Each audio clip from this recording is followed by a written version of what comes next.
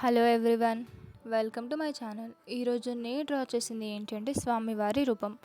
And two sides, అంటే ఒక side ఏమో శంఖం, మరో సైడ్ చక్రం కూడా డ్రా చేశాను.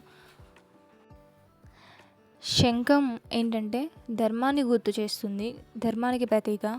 చక్రం అనేది రక్షణకు ప్రతీక. అండ్ మిడిల్లో శ్రీ వెంకటేశ్వర స్వామివారి రూపం వేశాను, అది భక్తికి ప్రతీకగా.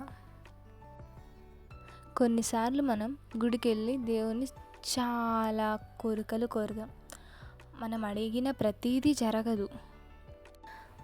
మన ప్రార్థనలకి కూడా సమాధానం దొరకదు. అప్పుడు మనకేమనిపిస్తుందంటే ఆ దేవుడు మనల్ని మర్చిపోయాడేమో అని. కానీ అది నిజమా అనేది నేను ఒక చిన్న స్టోరీ ద్వారా చెప్పాలనుకుంటున్నా. గోవిందుడు గుడికి వెళ్ళిన ప్రతి భక్తుడి కళ్ళలో ఒక కోరిక ఉంటుంది, అండ్ ఒక బాధ కూడా ఉంటుంది. ఒక నమ్మకం, దేవుడు తీరుస్తాడేమో అనే నమ్మకం కూడా ప్రతి ఒక్కరి కళ్ళలో కనిపిస్తుంది. ఇప్పుడు నేను చెప్పేది కూడా అలాంటి ఒక భక్తుడి కథనే. ఒక వ్యక్తి ఉండేవాడు. తనకు ఎంతో బాధ, చుట్టూ ఎన్నో కష్టాలు అలుముకొని ఉన్నాయి.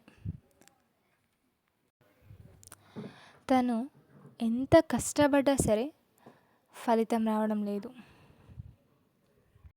తన ప్రార్థనలకు కూడా సమాధానం దొరకడం లేదు. తన చుట్టూ ఉన్న సమస్యలు తగ్గడం లేదు. అయితే ఒకరోజు ఆకాశంలోకి చూస్తూ, స్వామి, నేను ఏ తప్పు చేశాను? ఎందుకు నాకు ఈ శిక్ష? నా జీవితంలో ఇన్ని పరీక్షలా అని అడిగాడు. తనకి సమాధానం ఏం దొరకలేదు. అలానే రోజులు ఎన్నో గడిచిపోయాయి. కానీ ఒకరోజు తనకి తిరుమలకి వెళ్ళే అవకాశం వచ్చింది. స్వామివారి ముందు నిలబడి నిశ్శబ్దంగా నిల్చొని కన్నీళ్ళు పెట్టుకున్నాడు. ఆ క్షణం అతనికి ఏమర్థమైందంటే, స్వామి మనల్ని కష్టాలు పెట్టేది మనం బాధపడడానికి కాదు అని,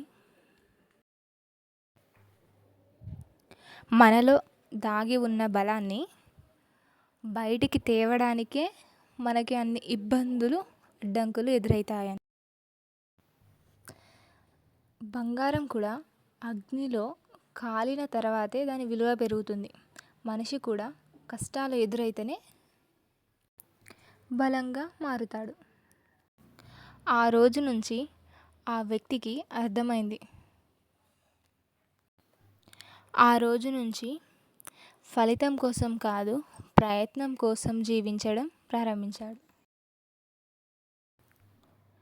కొన్ని నెలల తర్వాత అతను కోరుకున్న దానికంటే గొప్పదాన్ని పొందాడు. అప్పుడు అతను నవ్వుకుంటూ అన్నాడు, స్వామి, నాకు ఇప్పుడు అర్థమైంది. మీరు ఆలస్యం చేసింది తిరస్కరించడానికి కాదు, నా కోసం ఇంకా మంచిని సిద్ధం చేయడానికి అని. నేను ఈ స్టోరీ ఎందుకు చెప్పాలనుకున్నానంటే,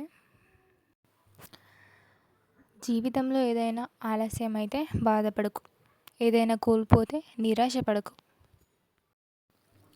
ఎందుకంటే దేవుడు నీ ప్రార్థన, కోరికలను వింటున్నాడు, నీ కథను రాస్తున్నాడు, అండ్ నీకు సరైన సమయానికి అందిస్తాడు. నేను చెప్పిన స్టోరీ మీకు నచ్చితే కమెంట్లో చెప్పండి.